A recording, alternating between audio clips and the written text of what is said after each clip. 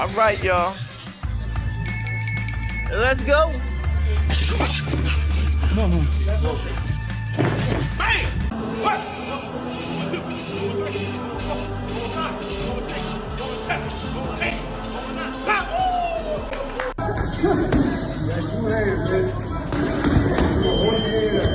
With less than 3 weeks left until the much-talked-about fight, Jake Paul has revealed what he believes will give him the edge, and this time, it's not a flashy gadget or a new coach. It's a world champion. The excitement around Jake Paul versus Gervonta Tank Davis keeps growing by the day. Between knockout bonuses and surprising new alliances, this build-up already feels like a Netflix series in the making.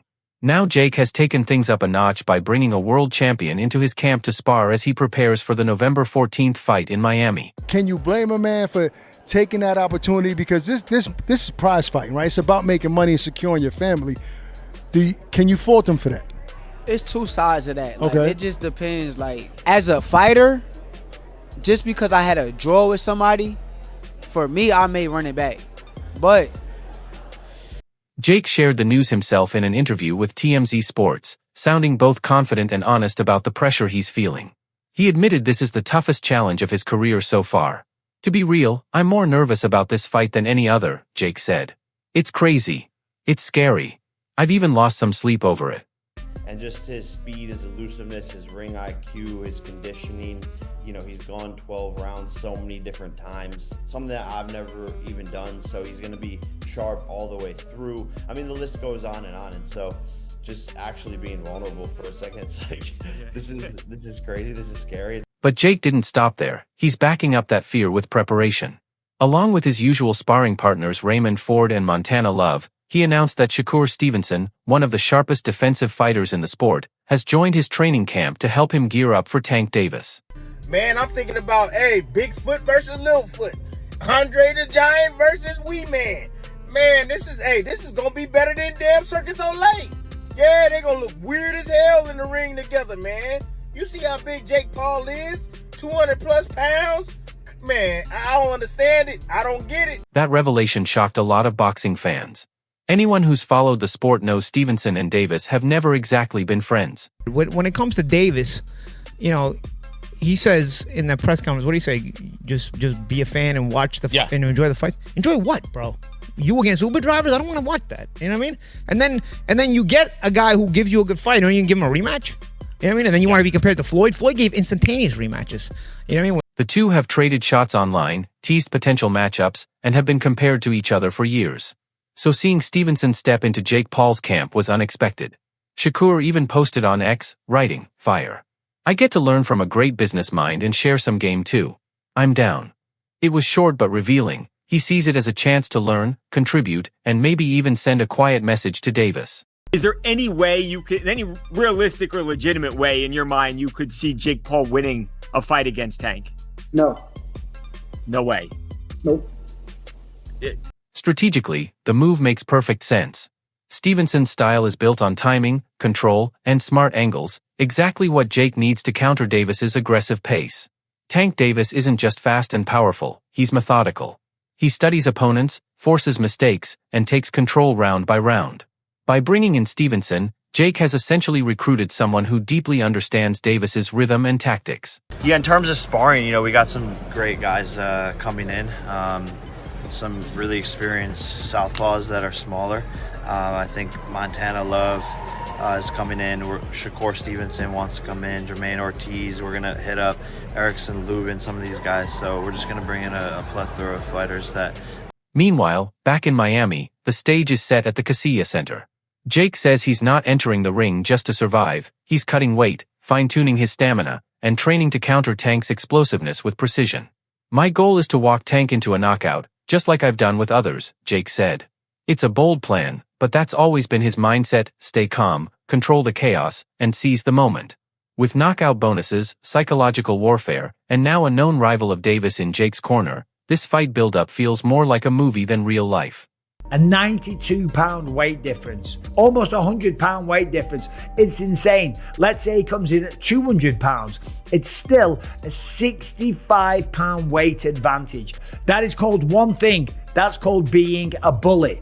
It's like, dude, what are you doing?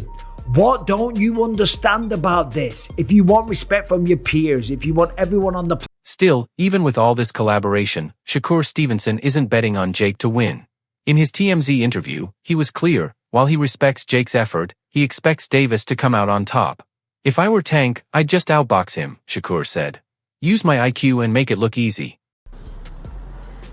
Geo's world, facts. That's why Tank wants to fight Jake Paul. I'm telling you, he want to fight Jake Paul because he know if he climb in the ring with Shakur Stevenson, he's going to get zapated. He know it. That's classic Shakur, calm, logical, and straight to the point. He knows Tank's intelligence in the ring is often overlooked. While most people only talk about Davis's knockout power, Stevenson sees how smart and tactical he really is. To him, Jake's size might help, but it won't decide the fight.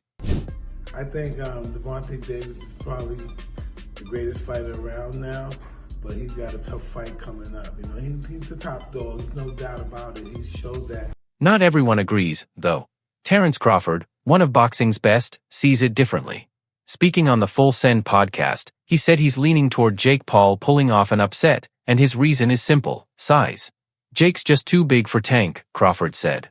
The camp of the latter. But instead of giving us the rematch with Roach, he's going to fight Jake Paul. Now, this is where you have a chance to stand up as fans. Don't pay for it. Don't watch it. But we know that you're going to. In reality, he's way too big. Tank can punch and move well, but Jake's got power too. I've seen it myself. He's big, faster than people think, and that right hand is serious. If they go all out, Jake's size will matter. If he lands one clean shot, it could be over. Because he was talking about fighting Joshua, which is heavyweight, and now he's saying about fighting Tank. Nah, this can't be.